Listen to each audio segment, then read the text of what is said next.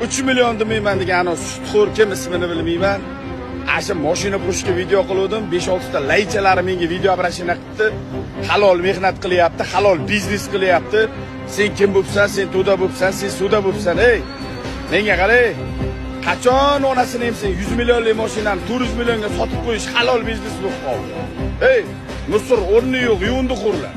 Qachon xalqni qaqshatib 50 millionlik mashinaga 500 millionlik narx qo'yib, odamlarni kafanga doq qilish halol biznes bo'lib qoldi.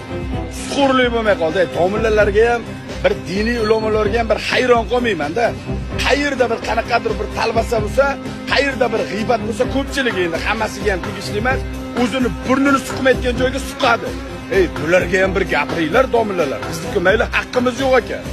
Bizdiki mayli haqqimiz yo'q ekan. Shunday bir biznesmen ekan, ular halol ekan. Suxurlikni kreditga mashina berishdi. Nimaligini bularga ham bir gapiringlar. Otasiga rahmat, aziz bloger.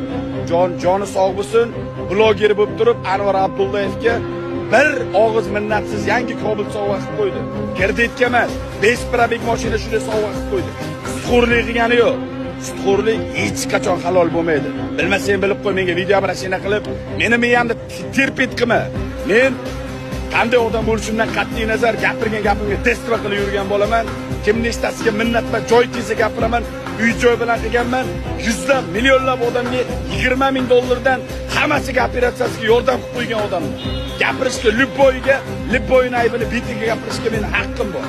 Bilmasang bilib qo'ya, o'nni yo'q bilan Instagramdagi, TikTokdagi ba'zi bir bana yuvinda xo'r bilan chuvrindi haromi bilan siqibdi. Suxurlik do'zaxda kuyish, tamom. Xalqni qaqsatish, bir tinga qimmat insonlar. Kecha Amirxonni yaxshilab chiqib, yutqizib qo'ygandan keyin boya qazoq balan oldiga mashinasini sotish uchun PR ga reklamaga tushgan odam. Bir tinga qimmat unaqa insonlar men uchun.